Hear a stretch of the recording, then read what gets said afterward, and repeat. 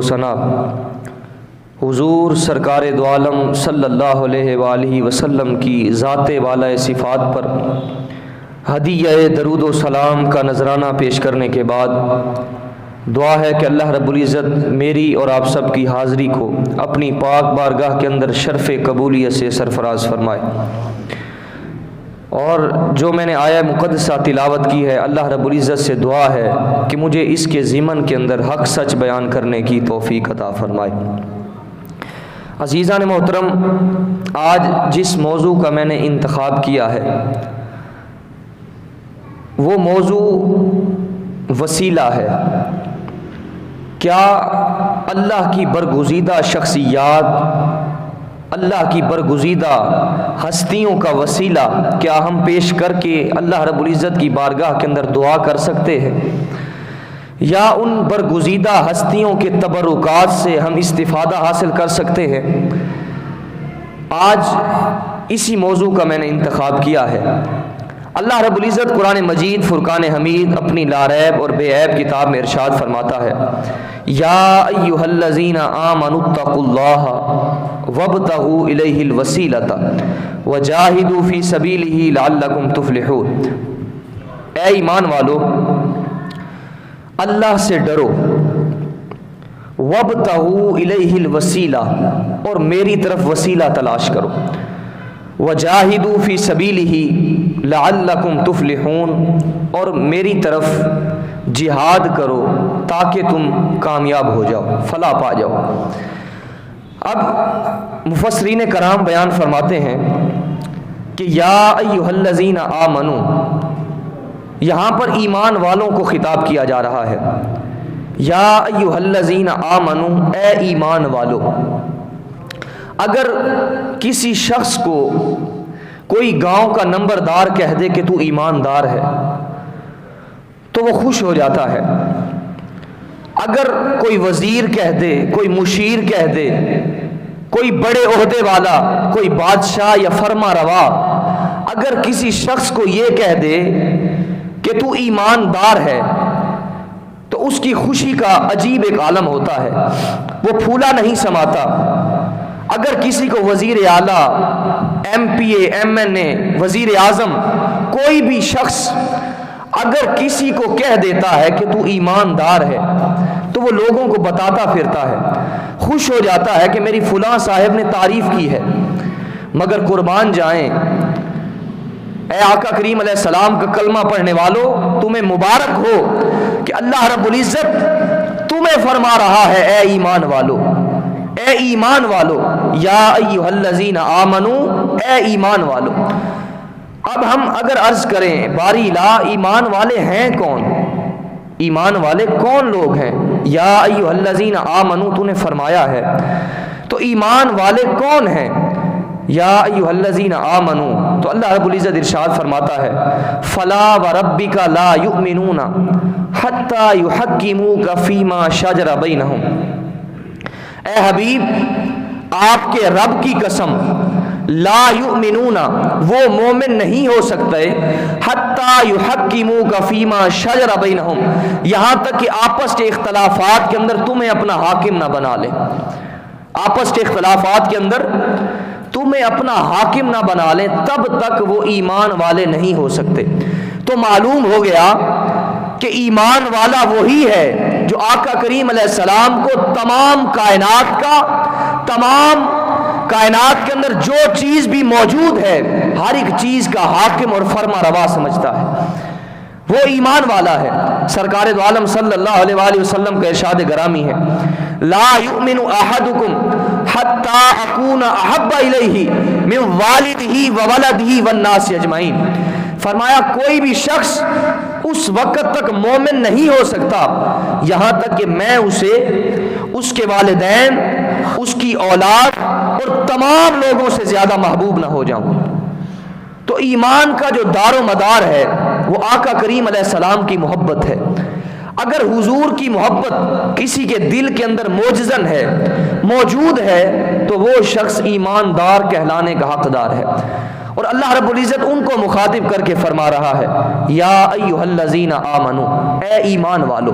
تو یہ ہماری خوش بختی ہے کہ اللہ کے فضل و کرم سے ہمارے قلوب و اذہان کے اندر حضور کا پیار بھی ہے اور حضور کی محبت بھی ہے۔ اب دوسرے مقام پر اللہ رب العزت نے ارشاد فرمایا یا ایھا الذین آمنوا اتقوا اللہ، اللہ سے ڈرو، اتقوا اللہ، اللہ سے ڈرو۔ اب تقوی جو ہوتا ہے وہ اعمال صالحہ کا نام ہے، اچھے اعمال کا نام تقوی ہے، گناہوں سے پرہیز کرنا اور نیک اعمال کی طرف راغب ہو جانا، اس کو تقوی کہتے ہیں۔ اور وابتغوا الیہ الوسیلہ، اور فرمایا میری طرف وسیلہ تلاش کرو۔ اب وسیلہ کیا ہے؟ وسیلہ بعض کہتے ہیں کہ وسیلہ نماز ہوتی ہے، یعنی نماز کے ذریعے اللہ رب العزت کی بارگاہ تک وسیلہ حاصل کیا جائے۔ بعض کہتے ہیں کہ وسیلہ روزہ ہے، کہ روزے کے ذریعے اللہ رب العزت کا وسیلہ تلاش کیا جائے، اللہ رب العزت کی بارگاہ تک پہنچا جائے، اس کا قرب حاصل کیا جائے۔ بعض کہتے ہیں کہ وسیلہ حج ہے، بعض کہتے ہیں کہ وسیلہ زکوٰۃ ہے، بعض کہتے ہیں کہ صدقات و خیرات وسیلہ ہے۔ مگر قربان جائیں، خدا کی عزت کی قسم، ہمارا یہ عقیدہ ہے کہ وسیلہ اللہ رب العزت کی بارگاہ تک اگر بنانا ہے تو ہمارا یہ عقیدہ ہے کہ وسیلہ اس وقت ہوتا ہے جب حضور کی محبت ہو، جب حضور کی محبت ہو، حضور کا احترام ہو اور اولیاء اللہ کی بھی عقیدت موجود ہو۔ تو ہمارے نزدیک جو وسیلہ قرار پاتا ہے وہ حضور کی محبت، حضور کی ذات مبارکہ اور اولیاء کرام علیہم السلام ہے۔ یہ ہمارے نزدیک وسیلے کا ذریعہ بنتے ہیں۔ تو اللہ رب العزت نے ارشاد فرمایا کہ میری طرف وسیلہ تلاش کرو۔ اگر ہم ان کا یہ قول لے لیں، وہ جس طرح کہتے ہیں کہ نماز وسیلہ ہے، روزہ وسیلہ ہے، حج اور زکوٰۃ وسیلہ ہے، اگر ہم اسی آیت کے اندر غور کریں تو اللہ رب العزت نے پہلے ارشاد فرمایا یا ایھا الذین آمنوا، اے ایمان والو۔ دوسرے نمبر پر فرمایا اتقوا اللہ، اللہ سے ڈرو۔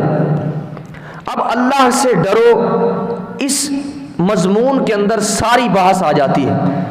نیک اعمال جتنے بھی ہیں، گناہوں سے بچنے کا عمل، نیک اعمال کرنے کا عمل، جو کچھ بھی ہے وہ اسی مضمون کے اندر آ جاتا ہے، اسی اللہ رب العزت کے فرمان کے اندر آ جاتا ہے۔ مگر معلوم یہ ہوتا ہے کہ وسیلہ کوئی اور ہی چیز ہے، وسیلہ اعمال صالحہ سے کوئی اور ہی چیز ہے جس کا اللہ رب العزت نے الگ طور پر حکم فرمایا ہے۔ فرمایا وابتغوا الیہ الوسیلہ، میری طرف وسیلہ تلاش کرو۔ اب وسیلہ کیا ہے؟ وسیلہ جس طرح میں نے ذکر کیا کہ حضور علیہ الصلاۃ والتسلیم کا وسیلہ پکڑ کر اللہ رب العزت کی بارگاہ تک پہنچا جاتا ہے، اور آقا کریم علیہ السلام کی بارگاہ تک اگر پہنچنا ہو تو اولیاء اللہ کا وسیلہ تلاش کیا جاتا ہے۔ کسی مرشد کامل کی ضرورت پڑتی ہے تو وہ حضور کی بارگاہ تک رسائی دیتا ہے، پھر حضور اللہ رب العزت کی بارگاہ تک پہنچاتے ہیں۔ یہ وسیلہ ایک پے در پے ایک عمل اللہ رب العزت کی بارگاہ تک لے جاتا ہے۔ اب چند مثالیں اور ثبوت اس کا قرآن مجید سے میں پیش کروں گا۔ اللہ رب العزت نے حضرت موسیٰ علیہ السلام کو حکم فرمایا کہ تم خضر کو ملنے کے لیے جاؤ۔ واقعہ موسیٰ و خضر، قرآن مجید کے اندر یہ ارشاد ہوتا ہے کہ اللہ رب العزت نے موسیٰ علیہ السلام کو حکم فرمایا کہ تم خضر علیہ السلام کو ملنے کے لیے جاؤ۔ اب دیکھیے قول اصح اور قول جمہور کے مطابق جو حضرت خضر علیہ السلام ہیں یہ اللہ کے ولی ہیں، اللہ کے ولی ہیں، مگر قول بعد کے مطابق حضرت خضر علیہ السلام اللہ کے نبی ہیں، اور حضرت خضر علیہ السلام جمہور کے مطابق آج تک زندہ ہیں، اور استفادہ کرنے والے ان سے استفادہ بھی کرتے ہیں اور ملنے والوں سے اب بھی وہ ملتے ہیں۔ حضرت خضر علیہ السلام ابھی تک بھی وہ زندہ ہے۔ تو اللہ رب العزت نے حضرت موسیٰ علیہ السلام کو حکم فرمایا کہ جاؤ خضر سے ملاقات کرو۔ اب افضل مفضول کی طرف جا رہا ہے، اعلیٰ ادنیٰ کی طرف جا رہا ہے۔ اگر یہ قول بھی مان لیا جائے کہ وہ اللہ کے نبی ہیں، پھر بھی بہر کیف حضرت موسیٰ علیہ السلام سے درجے میں وہ کم بنتے ہیں، کیونکہ اولو العزم رسولوں میں سے حضرت موسیٰ علیہ السلام ان 5 رسولوں میں سے آتے ہیں. حضرت نوح علیہ السلام، حضرت ابراہیم علیہ السلام، حضرت موسیٰ علیہ السلام اور حضرت عیسیٰ علیہ السلام، اور 5ویں نمبر پر سید الانبیاء صلی اللہ علیہ وآلہ وسلم کی ذات مبارک. ان 5 ہستیوں کے اندر اولو العزم رسولوں میں سے حضرت موسیٰ علیہ السلام کا نام آتا ہے. مگر حضرت خضر علیہ السلام کو اگر مانا بھی جائے کہ وہ نبی ہیں، مگر پھر بھی حضرت موسیٰ علیہ السلام سے رتبے میں کم ہیں، ان سے بڑھ کر نہیں ہیں. اللہ رب العزت حکم فرما رہا ہے، اعلیٰ کو حکم فرما رہا ہے کہ ادنا کے ساتھ ملاقات کے لیے جاؤ، خضر سے ملاقات کے لیے جاؤ. حضرت موسیٰ علیہ السلام خضر سے ملنے کے لیے جاتے ہیں. اب یہاں پر ایک بات سامنے آتی ہے کہ اللہ رب العزت نے یہ ایسا کیوں فرمایا؟ خضر علیہ السلام کو بھی حکم فرما سکتا تھا کہ وہ حضرت موسیٰ علیہ السلام سے ملاقات کے لیے آئیں، مگر حضرت موسیٰ علیہ السلام کو ہی کیوں حکم فرمایا کہ جاؤ ملاقات کے لیے؟ کیونکہ شریعت کا قاعدہ ہے، اگر اولیاء کوئی عمل کریں، کوئی ولی عمل کرے، تو اس کا جو عمل ہوتا ہے وہ جواز ثابت کرتا ہے.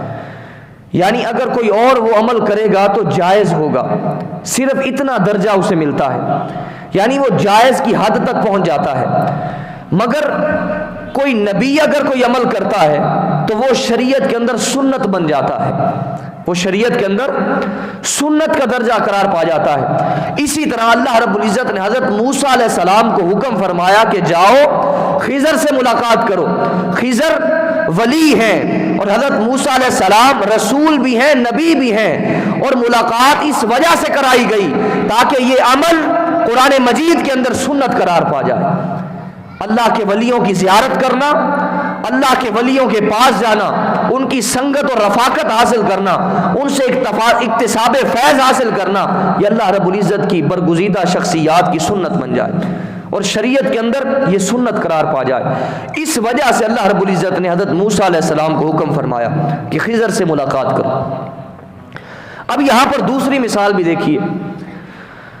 حضرت زکریا علیہ السلام جب کبھی حضرت مریم علیہ السلام کے حجرہ میں داخل ہوتے، کلما دخل علیہا زکریا المحراب وجد عندها رزقا قال یا مریم انا لک ھذا.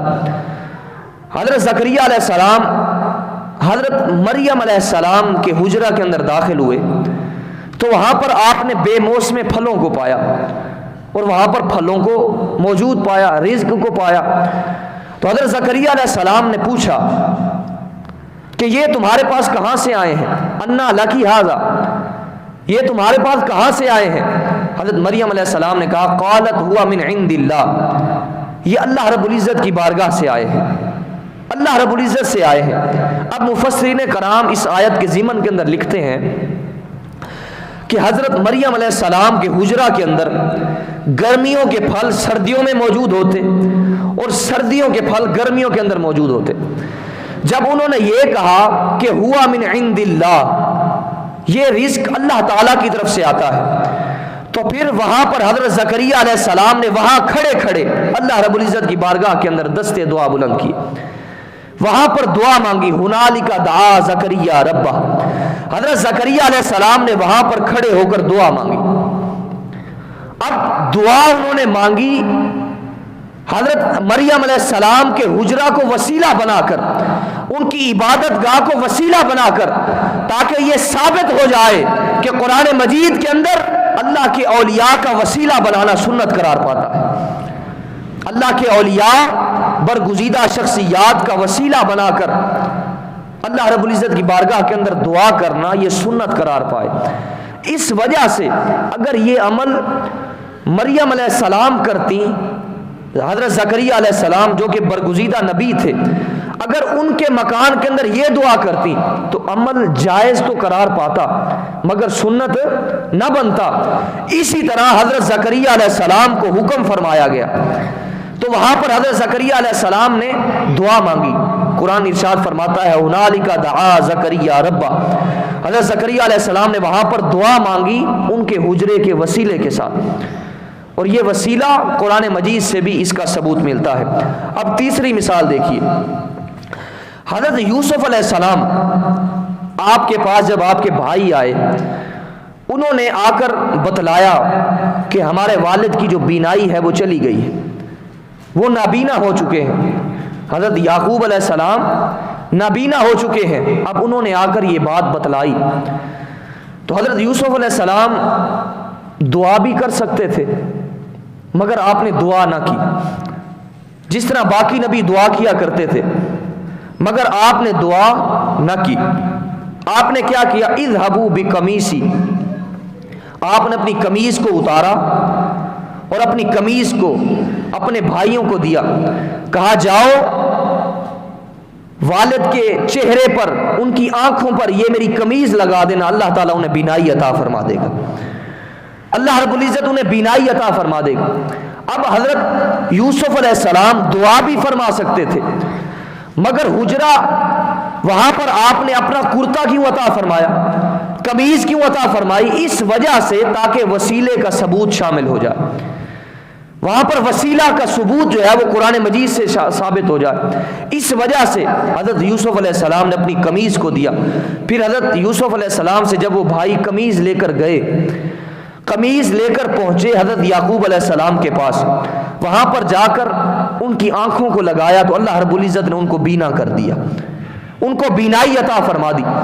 تو حضرت یعقوب علیہ السلام بھی دعا کر سکتے تھے، مگر آپ نے کوئی آپ سے دعا کا ثبوت نہیں ملتا، آپ نے دعا نہیں کی۔ حضرت یوسف علیہ السلام نے بھی دعا نہیں کی، اس وجہ سے دعا نہیں کی کہ تاکہ وسیلے کا ثبوت مل جائے۔ اور ہر طرح سے اللہ رب العزت اپنے برگزیدہ شخصیات کا وسیلہ اس طرح سے قرآن مجید سے ثابت فرماتا ہے تاکہ لوگوں کو پتہ چلے کہ میری محبوب شخصیات، میرے برگزیدہ بندے، اگر ان کا کوئی وسیلہ ڈال کر میری بارگاہ کے اندر دستے دراز، دستے دعا بلند کرتا ہے تو میں اس کو خالی نہیں پلٹایا کرتا، اس کی دعاؤں کو قبول کیا کرتا ہوں۔ اب چوتھی مثال دیکھیے، بنی اسرائیل، ان کو حکم ہوا، اللہ رب العزت نے حکم فرمایا کہ تم کسی بھی جنگ کے اندر جایا کرو، میدان جہاد کے اندر جایا کرو تو ایک تابوت جس کے اندر حضرت موسیٰ علیہ السلام اور حضرت ہارون علیہ السلام کے تبرکات تھے، کہا یہ تابوت اسی میدان جہاد کے اندر لے جایا کرو، اللہ تعالیٰ تمہیں فتح عطا فرما دے۔ ان تبرکات کی وجہ سے، ان تبرکات کی برکت کی وجہ سے اللہ رب العزت فرماتا ہے فیہ سکینۃ من ربکم وبقیۃ مما ترک آل موسیٰ وآل ہارون تحملہ الملائکہ، کہا اس تابوت کے اندر میرے تبرکات ہیں، اس تابوت کے اندر حضرت موسیٰ علیہ السلام اور حضرت ہارون علیہ السلام کے تبرکات ہیں، جس میدان جہاد کے اندر بھی جایا کرو اس تابوت کو ساتھ لے جایا کرو، میں تمہیں فتح عطا کر دوں۔ اب یہ تبرک نبیوں کے تبرکات ہیں، مگر وہ زندہ بھی نہیں ہیں، ان کے جانے کے بعد جو تبرکات بچے تھے ان سے فائدہ اللہ رب العزت ان کو بتلا رہا ہے، اگر تم ان کو میدان جہاد کے اندر لے جاؤ گے تو تمہیں میں فتح عطا فرما دوں۔ یہ اللہ رب العزت نے ان کو فائدہ عطا فرمایا۔ تو وسیلہ جو ہے قرآن و حدیث سے ثابت شدہ عمل ہے۔ اللہ رب العزت نے بہت سارے مقامات پر یہ ثابت فرمایا، اس بات کی آگاہی عطا فرمائی کہ وسیلہ، اگر کوئی شخص میری برگزیدہ ہستیوں کا وسیلہ ڈال کر میری بارگاہ کے اندر دعا کرے گا تو میں کبھی اس کی دعا رد نہیں کروں گا، اس کی دعا کو قبول کروں گا۔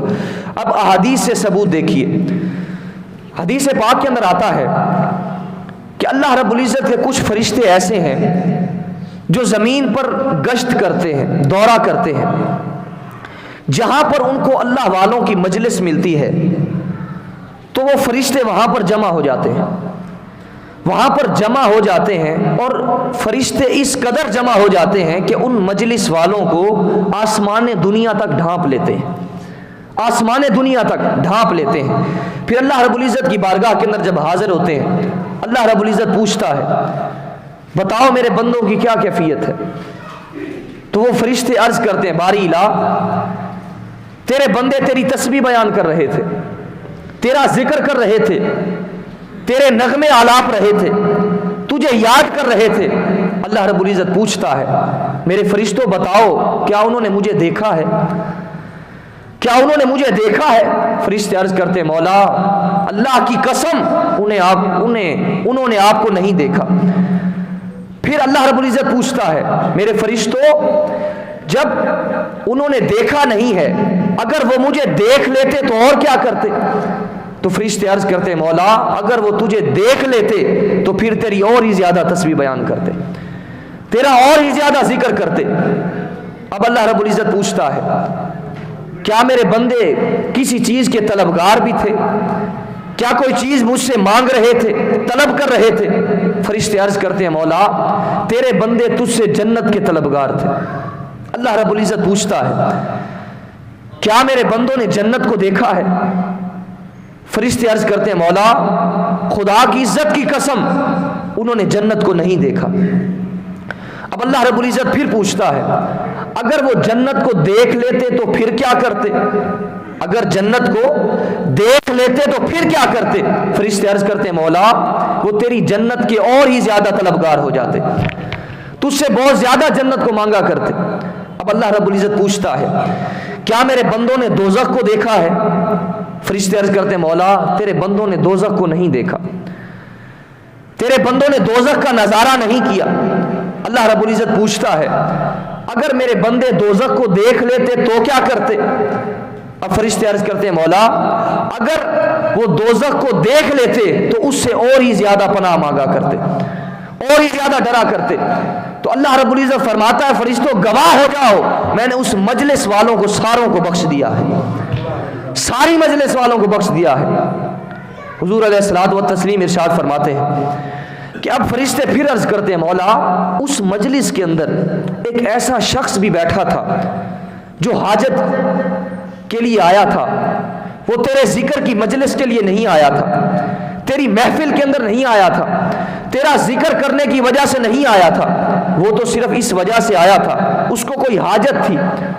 اللہ رب العزت فرماتا ہے کہ میرے فرشتوں اس مجلس کے اندر گواہ ہو جاؤ جو بھی اس مجلس کے اندر بیٹھا ہے میں نے سب کو بخش دیا ہے، سب کو بخش دیا ہے، اس وجہ سے کیونکہ اس مجلس کے اندر بیٹھنے والا کوئی بھی بدبخت نہیں ہو سکتا۔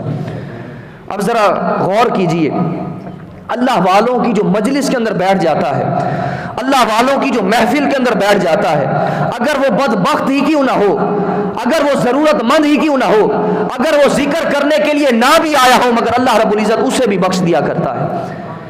یہ اللہ رب العزت کے برگزیدہ شخصیات کی سنگت اور رفاقت کا نتیجہ۔ اصحاب کہف کا کتا، اس کا واقعہ بھی آپ نہیں بھول سکتے۔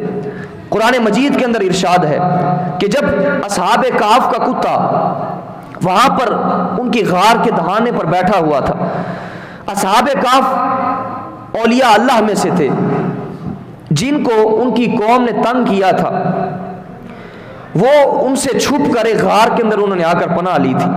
وہاں پر ایک کتا بھی ان کی رکھوالی کے لیے بیٹھ گیا۔ اب ان کی صحبت کی وجہ سے، ان کی سنگت کی وجہ سے، اللہ والوں کی رفاقت کی وجہ سے اللہ رب العزت نے اس کتے کا ذکر بھی قرآن مجید کے اندر فرمایا۔ اتنی شانیں اس کو کیوں عطا فرمائی کہ اللہ رب العزت کی برگزیدہ ہستیوں کی بارگاہ کے، اللہ رب العزت کی برگزیدہ ہستیوں کی شخصیات کی بارگاہ کے اندر جڑ جاتا ہے، ان کی بارگاہ کے اندر اڑ جاتا ہے، اس وجہ سے اللہ رب العزت ان کو یہ فضیلت عطا فرماتا ہے۔ پھر قیامت کے روز حشر کے میدان کے اندر وہ کتا انسانی شکل کے اندر اٹھایا جائے گا، پھر وہ کتا جنت کے اندر داخل کیا جائے گا۔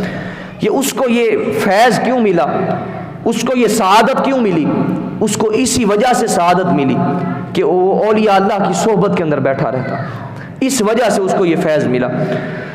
اب دیکھیے حشر کے میدان کے اندر بھی تمام امتیں وسیلے کی تلاش میں نکلیں گی، تمام امتیں چل کر حضرت آدم علیہ نبی کی علیہ الصلوۃ والتسلیم کے پاس جائیں گی، مگر حضرت آدم علیہ السلام فرمائیں گے اذهبوا الی غیری، جاؤ کسی اور کی طرف۔ دیکھیے حشر کے میدان کے اندر بھی وسیلے نے کام آنا ہے۔ ہم تو ہیں ہی تو پھیلی نسبت، ہم تو نسبت کے قائل ہیں، ہم تو سنگت کے قائل ہیں، ہم تو صحبت کے قائل ہیں۔ ایک پانی ہوتا ہے سادہ پانی، اگر وہ گلاب کی صحبت اسے نصیب ہو جائے، اگر وہ گلاب کے ساتھ مل جائے تو وہ ارکے گلاب بن جایا کرتا ہے۔ اسی طرح جب ایک گناہگار بندہ جب اللہ رب العزت کے ولیوں کی صحبت میں آ جاتا ہے تو وہ در نایاب بن جایا کرتا ہے، وہ در نایاب بن جایا کرتا ہے۔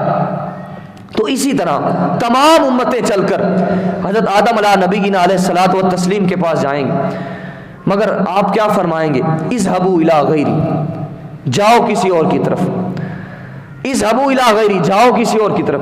چلتے چلتے حضرت نوح علیہ السلام کے پاس آئیں گے، حضرت نوح علیہ السلام بھی یہی فرمائیں گے اذهبوا الی غیری۔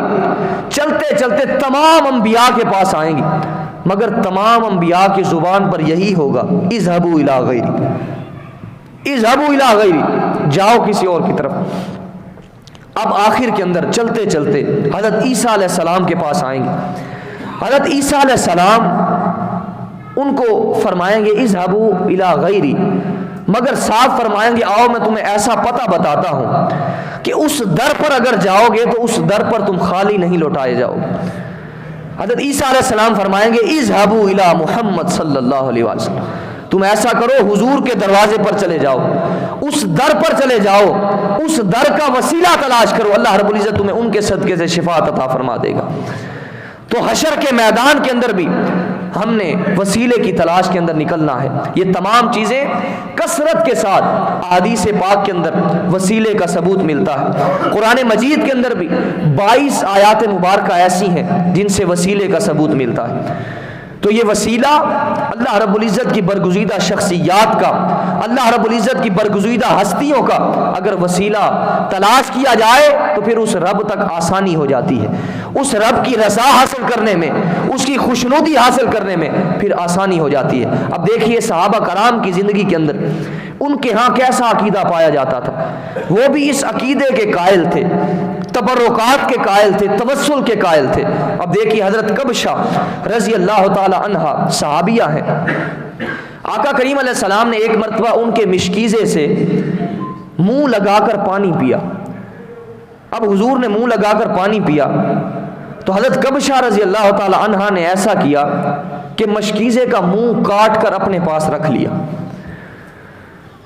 مشکیزے کا منہ کاٹ کر اپنے پاس رکھ لیا۔ پھر پورے مدینے کے اندر جب بھی کوئی بیمار ہوتا تو حضرت کبشہ رضی اللہ تعالی عنہا اس چمڑے کو، اس مشکیزے کے اوپر والے حصے کو دھو کر اس بیمار کو پلاتی، وہ شفا یاب ہو جایا کرتا تھا، وہ شفا یاب ہو جایا کرتا تھا۔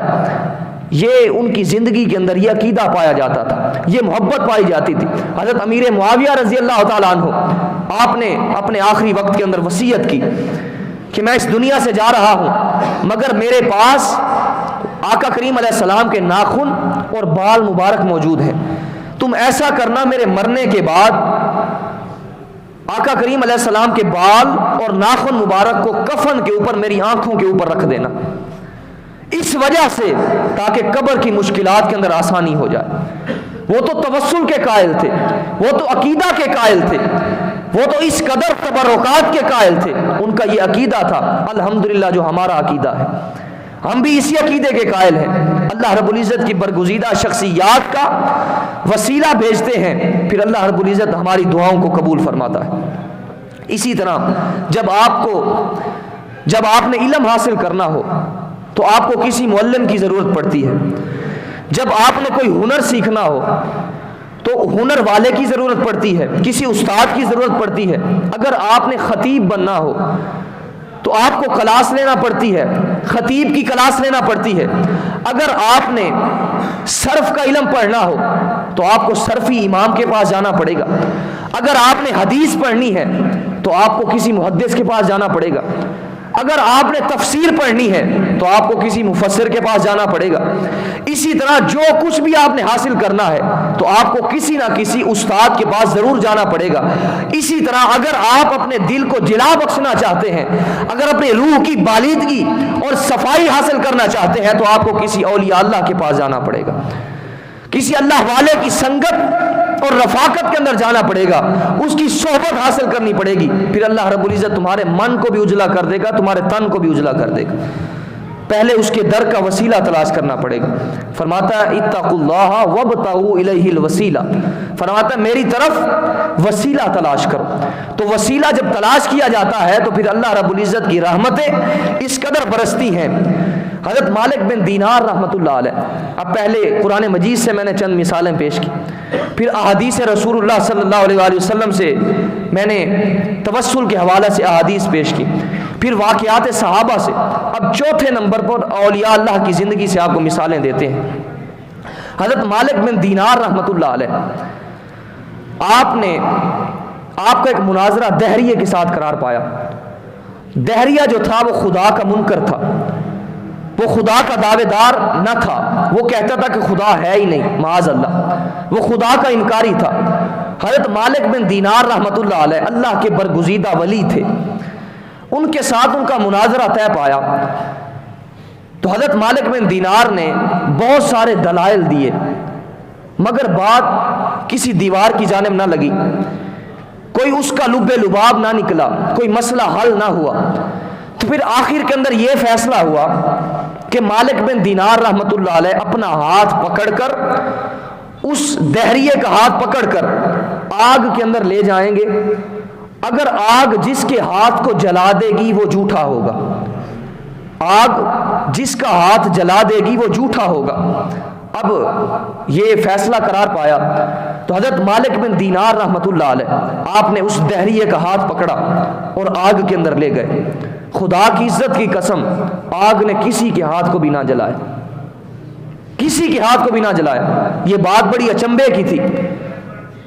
اب ہوگا کھڑا ہو گیا، یہ کیا ہو گیا کہ ایک حق پر ہے، ایک حق سے ہٹ کر ہے، مگر آگ نے دونوں کے ہاتھوں کو نہیں جلایا، اس کی کیا وجہ ہے؟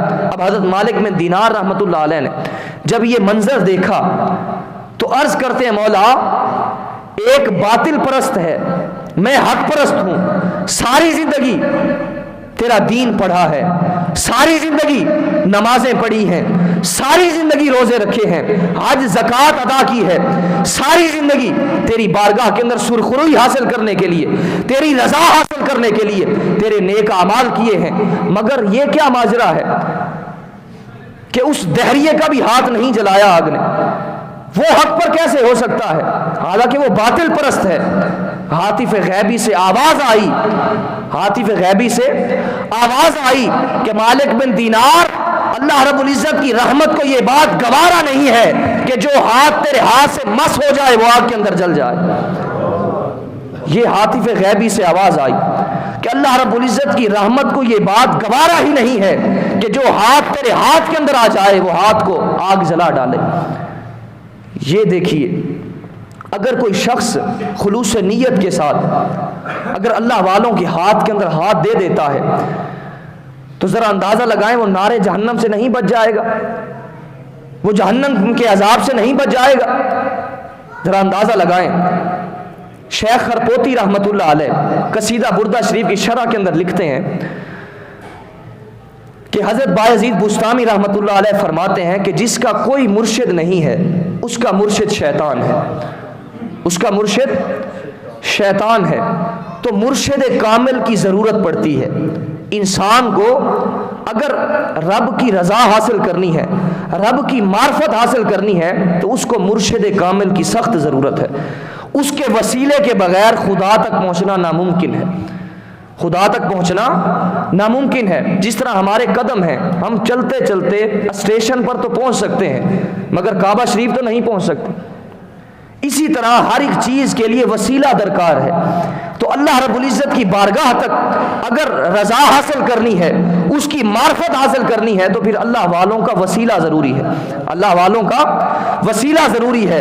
درد و آلام کے مارے ہوئے کیا دیتے ہیں، ہم تو بس ان کی نگاہوں کو دعا دیتے ہیں۔ اللہ اللہ کیے جانے سے اللہ نہ ملے، اللہ والے ہیں جو اللہ سے ملا دیتے ہیں، اللہ والے ہیں جو اللہ سے ملا دیتے ہیں۔ اب ذرا غور کریں، حضرت شیخ سعدی رحمۃ اللہ علیہ فرماتے ہیں کہ ہم کعبہ شریف کی عظمت کیوں کرتے ہیں، یا کعبہ شریف کا جو غلاف ہے اس کی عزت اور توقیر کیوں کرتے ہیں؟ کیا اس وجہ سے عزت کرتے ہیں کہ وہ ریشمی کپڑے کا بنا ہوا ہے؟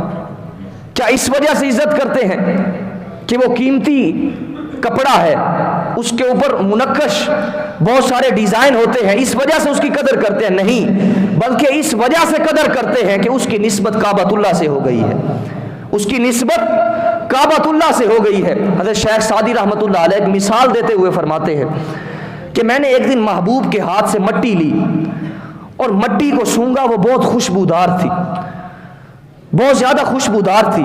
میں نے مٹی سے پوچھا، اے مٹی تو اتنی خوشبودار کیوں ہے، تیرے اندر اتنی خوشبو کیوں ہے؟ اب جو مٹی نے جواب دیا وہ سنیے۔ مٹی شستم، کہا میں تو ایک ناچیز مٹی ہوں۔ اب اس مٹی نے جواب دیا، کہا میں تو ایک ناچیز مٹی ہوں، مگر ایک مدت پھول کے پاس رہی ہوں، ایک مدت پھول کے پاس رہی ہوں، جمال ہم نشیں درمن اثر کرد وگرنہ من ہما خاکم کے ہستم۔ کہا میرے اوپر میرے ہم نشین کا جمال ہے، خدا کی عزت کی قسم میرے ہم نشین نے مجھ پر اثر کر دیا ہے کہ میرے اندر سے خوشبو آنا شروع ہو گئی، مگر میری ایک قیمت کیا ہے، میری قدر کیا ہے، میں تو ایک ناپاک مٹی ہوں، میرے اندر جو خوشبو آ رہی ہے، جو اتنا عرصہ میں پھول کی سنگت میں رہی ہوں، پھول کی قربت میں رہی ہوں، اس کی رفاقت کے اندر رہی ہوں، اس وجہ سے مجھ سے خوشبو آنا شروع ہو گئی۔ تو اللہ والوں کی صحبت کے اندر، اللہ والوں کی مجلس کے اندر، اللہ والوں کے لڑ جو لگ جاتا ہے، پھر اس کو خدا تک آسانی ہو جاتی ہے، خدا تک پہنچنے کے اندر خدا کی معرفت اسے حاصل ہو جاتی ہے۔ پہلے مرشد کا در پکڑنا ضروری ہے، پہلے مرشد کی بارگاہ کے اندر آنا ضروری ہے، مرشد پکڑ کر اس کو حضور کی بارگاہ کے اندر لے آتا ہے، پھر حضور کی طرف سے پھر اس کو خدا تک پہنچنے کے اندر رسائی حاصل ہو جاتی ہے۔ تو پہلے وسیلے کی تلاش یہ اس قدر ضروری ہے۔ اب ذرا اندازہ لگائیں، حضور غوث پاک رضی اللہ تعالی عنہ آپ اپنے حجرہ کے اندر موجود ہیں، ایک چور آیا، اس نے بغداد کی گلیوں کے اندر دیکھا کہ تمام جو امیر زادے ہیں، تمام جو تاجر لوگ ہیں، وہ اپنے گھروں کو بند کر کے سوئے ہوئے ہیں، مگر ایک در کھلا ہوا ہے، وہ اپنے آپ کو چھپانے کے لیے اس در کے اندر حاضر ہو جاتا ہے۔ اب اس در کے اندر جاتا ہے، وہاں پر جو گھر کا مالک ہوتا ہے، جو سربراہ ہوتا ہے، وہ بیدار ہو جاتا ہے۔ اب بیدار ہوتا ہے، اسے کیا معلوم کہ میں اس شخص کے گھر کے اندر آ گیا ہوں جو سرتاج الاولیاء ہے، میں اس گھر کے اندر آ گیا ہوں جو غوث سمدانی کا گھر ہے، میں اس گھر کے اندر آ گیا ہوں جو محبوب سبحانی کا رب ہے، میں اس گھر کے اندر آ گیا ہوں جو شہباز لامکانی کا گھر ہے۔ اب اسے کیا معلوم کہ میں اس گھر کے اندر آ گیا ہوں جو عشاء کے وضو کے ساتھ نماز فجر ادا کیا کرتے ہیں، جن کے بارے میں خود رب فرماتا ہے والذین یبیتون لربہم سجدا وقیاما، کہ ساری رات ان کی سجود اور قیام میں گزر جاتی، ساری رات۔ وہ ایسے اللہ رب العزت کی برگزیدہ ہستیاں ہیں۔ اب اسے کیا معلوم کہ میں ایسی بارگاہ کے اندر آ گیا ہوں، ایسی ہستی کی بارگاہ کے اندر آ گیا ہوں۔ اب اس نے کیا کیا؟ اب جب اس نے دیکھا کہ گھر کا جو سربراہ ہے وہ بیدار ہو گیا ہے، اب اس نے اپنے آپ کو ایک نکر کے اندر چھپا لیا، ایک کونے کے اندر چلا گیا۔ حضرت غوث اعظم رضی اللہ تعالیٰ عنہ آپ عبادت کے اندر مصروف ہو جاتے ہیں، نماز پڑھتے ہیں، نماز پڑھتے پڑھتے جب آخری وقت آتا ہے تو ایک بندہ خدا حاضر ہو جاتا ہے، اور حضور غوث پاک رضی اللہ تعالیٰ عنہ کی بارگاہ کے اندر حاضر ہو کر عرض کرتا ہے حضور فلاں علاقے کا کتب فوت ہو گیا ہے، لہٰذا کوئی اور کتب مقرر فرما دے۔ حضرت غوث پاک رحمۃ اللہ تعالیٰ علیہ فرماتے ہیں کہ صبح آنا، صبح کتب کو مقرر کر دیں گے، مگر وہ بندہ خدا کہتا ہے کہ نہیں، ابھی کتب کو ہے وہ مقرر کریں۔ مگر حضرت غوث پاک رحمۃ اللہ علیہ تعالیٰ بار بار یہی کہتے ہیں کہ صبح آنا، صبح میں کتب بھیج دوں گا، مگر وہ بار بار یہی کہتا ہے حضور کہیں اس علاقے کا نظام درم برم نہ ہو جائے، کہیں اس علاقے کا نظام درم برم نہ ہو جائے۔ ساری رات آپ نے عبادت کی، ساری رات حضرت غوث پاک رحمۃ اللہ تعالیٰ علیہ نے عبادت کی، रात पवेते बेदर्दानू, रात पवेते बेदर्दानू, नींद प्यार दी आवे, दर्द मंदानू याद सजन दी सुते आण जगावे, दर्द मंदानू याद सजन दी सुते आण जगाए। कहा हुजूर अभी कोई कुतुब भेज दें, कहीं उस इलाके का निज़ाम दरम बरम न हो जाए। तो हुजूर गौसे पाक रहमतुल्लाह अलैह ताला ने फरमाया कि जाओ उस कोने के अंदर एक शख्स बैठा है, उस शख्स को अपने साथ ले जाओ, वो तुम्हारे इलाके का कुतुब है। अब देखें वो चोर था जो अपने आप को उसने कोने के अंदर छुपाया हुआ था, मगर हजरत गौसे पाक रहमतुल्लाह ताला अलैह ने क्या फरमाया कि जाओ उस कोने वाले को ले जाओ, वो तुम्हारे इलाके का कुतुब है, वो तुम्हारे इलाके का कुतुब है। अब वो शख्स गया, वो बंदा खुदा पहुंचा, कोने के अंदर पहुंचा और कहा कुतुब साहब अस्सलाम वालेकुम, कुतुब साहब अस्सलाम वालेकुम। अब वो शख्स डर गया, वो शख्स कांपने लग गया। उसने कहा कि मैं तो कुतुब नहीं हूं, मैं तो एक चोर हूं, मैं तो बुरा हूं, मैं तो बद हूं, मैं तो नेक नहीं हूं, मैं तो कुतुब नहीं हूं, मैं तो चोर हूं। मगर उस बंदा खुदा ने कहा तू जो कुछ भी है, मगर अब तुझ पर नजर गौसे पाक की पड़ गई है, तू जो कुछ भी है, तू चोर है या बुरा है या बद है, जो कुछ भी है, मगर अब तुझ पर जो है नजर गौसे पाक की पड़ गई है, अब तुझे कुतुब बना दिया गया है। मगर उसको गौसे पाक रहमतुल्लाह ताला अलैह ने उस चोर को उस इलाके का कुतुब मुकर्रर फरमा दिया, उस इलाके का कुतुब मुकर्रर फरमा दिया। तो हुजूर गौसे पाक रहमतुल्लाह ताला अलैह आपकी निगाह का सदका, आपके निगाह की वजह से अल्लाह रब्बुल इज्जत ने उस चोर को भी कुतुब बना डाला। उस चोर को जो चोरी करने के लिए आया था और अपने आप को छुपा कर एक कोने के अंदर बैठा था, मगर हज़रत गौसे पाक रहमतुल्लाह ताला अलैह की नज़र का ये नतीजा था, ये अमल था कि आपकी नज़र की वजह से वो शख्स क्या बना, कुतुब बन गया। कुतुब औलियाए कराम से सबसे बड़ा दर्जा है, मगर उनको कुतुब बना दिया गया। ये उसको फजीलत मिली। जो उस दर पर आ जाता है, जो उस दर पर बिक जाता है, जो उन दर पर आ जाता है, अल्लाह वालों की बारगाह के अंदर आ जाता है, अल्लाह वाले फिर उसको तन्हा नहीं छोड़ा करते, फिर उसका हाथ पकड़ते हैं तो सीधा उस रब की तरफ ले जाते हैं। इसी तरह एक रंडिया थी, वो बाजारी औरत थी, वहां पर एक शेख थे, बुजुर्ग थे, उनको पता चला कि फलां इलाके के अंदर एक औरत है जो पैसे लेकर गलत काम करवाती है, बदकारा औरत है। तो वो जो बुजुर्ग थे वो भी वहां पर चले गए। अब उन्होंने कहा कि मैं जितनी रकम तुम रात की लेती हो उतनी रकम मैं तुम्हें दे देता हूं, एक रात अपना वक़्त मुझे दो। अब देखिए नीयत का फ़र्क है, सोच का फ़र्क है, सोहबत का फ़र्क है, अता का फ़र्क है। अब उस वली कामिल ने कहा कि मुझसे कीमत ले लो, पूरी रात मेरे नाम कर दो। अब उसको तो पैसों से गरज थी, उसने कहा ठीक है, उसने रकम ली और उस वली कामिल ने कहा कि जिस तरह मैं कहूँ तुमने वैसे वैसे करना है। उसने कहा ठीक है। अब उस औरत को उस वली कामिल ने फरमाया कि जाओ गुस्ल करके आओ। गुस्ल करके आई, कहा 2 मुसल्ले बिछाओ। 2 मुसल्ले बिछाए गए। 2 मुसल्ले बिछाकर एक मुसल्ले पर वो वली कामिल खुद बैठे और एक मुसल्ले पर उस औरत को बिठाया। अब रब की बारगाह के अंदर दुआ करते हैं, मौला मेरा काम था, अब यहां तक इस औरत को मैं ले आया हूं, आगे इसका बाजू तू पकड़ ले। यहां तक लाना मेरा काम था, इस मुसल्ले तक लाना मेरा काम था, आगे इसकी बिगड़ी बनाना तेरा काम है। खुदा की इज्जत की कसम वो औरत वली कामिल बन गई, वो औरत वलिया बन गई।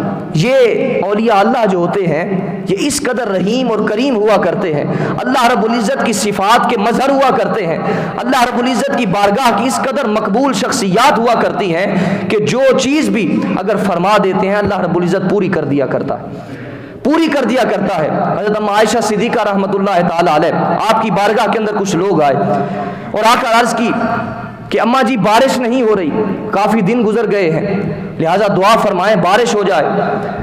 मगर अम्मा जी आयशा सिद्दीक़ा रज़ी अल्लाह ताला अन्हा फरमाती हैं कि मेरे हुजरे की छत खोल दो, फिर बारिश आना शुरू हो जाएगी।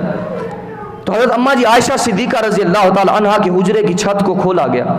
खुदा की इज़्ज़त की कसम बारिश बरसना शुरू हो गई, बारिश बरसना शुरू हो गई। तो हुजूर के वसीला के साथ, हुजूर की आमद से कबल जंगों के अंदर अगर फतह पाते थे तो हुजूर के वसीला से दुआ मांगा करते थे। حضرت آدم علیہ السلام نے بھی حضور کے وسیلہ سے دعا مانگی، تب ان کی دعا قبول ہوئی۔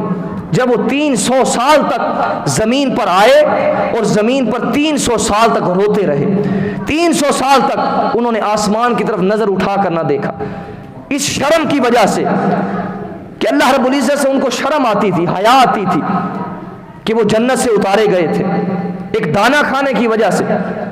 مگر حضرت آدم علیہ السلام 300 سال تک، تفاسیر کے اندر آتا ہے کہ پوری روئے زمین پر سب سے زیادہ جو روئے ہیں وہ حضرت آدم علیہ السلام روئے ہیں، 300 سال تک روئے ہیں۔ تو 300 سال رونے کے بعد پھر جب ان کی توبہ قبول ہوئی تو آقا کریم علیہ السلام کے وسیلہ سے قبول ہوئی۔ تو انبیاء کرام کی زندگی کے اندر بھی یہی عقیدہ پایا جاتا ہے، صحابہ کرام کے ہاں بھی یہی عقیدہ پایا جاتا ہے کہ اللہ رب العزت کی برگزیدہ شخصیات کا وسیلہ اگر رب کی بارگاہ کے اندر پیش کر دیا جائے تو اللہ رب العزت خالی نہیں پلٹایا کرتا بلکہ خالی جھولیوں کو بھر دیا کرتا ہے۔ تو ہمیں چاہیے کہ اگر اللہ رب العزت کی بارگاہ کے اندر اگر ہم معرفت حاصل کرنا چاہتے ہیں، اس کی رضا اور خوشنودی حاصل کرنا چاہتے ہیں، تو پھر اللہ والوں کی صحبت، اللہ والوں کی سنگت اور رفاقت ضروری ہے، اللہ والوں کی صحبت ضروری ہے۔ اسی طرح عوارف المعارف کے اندر ہے، اگر کوئی باغبان کسی باغ کی رکھوالی نہیں کرے گا، اس کے اندر درخت تو اگائیں گے مگر اس کو پھل نہیں لگے گا، پتے تو اگائیں گے مگر اس کو پھل نہیں اتریں گے، پھل نہیں آئیں گے۔ اس وجہ سے اس کی وجہ یہی ہے کہ وہ جو باغبان ہے اس کی دیکھ بھال نہیں کرتا۔ اسی طرح جو اللہ رب العزت کے نیک بندے ہیں، جب ان کی بارگاہ کے اندر کوئی شخص آتا ہے تو وہ ہاتھ پکڑتے ہیں، سیدھا اللہ رب العزت کی بارگاہ کے اندر لے جاتے ہیں۔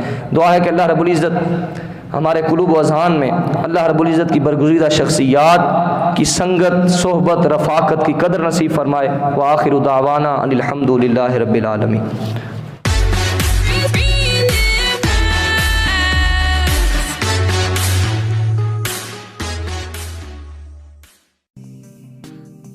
Hey there. Subscribe to my channel. And also press this bell icon, so you never miss any new updates, cause whenever we upload new video you will get a notification.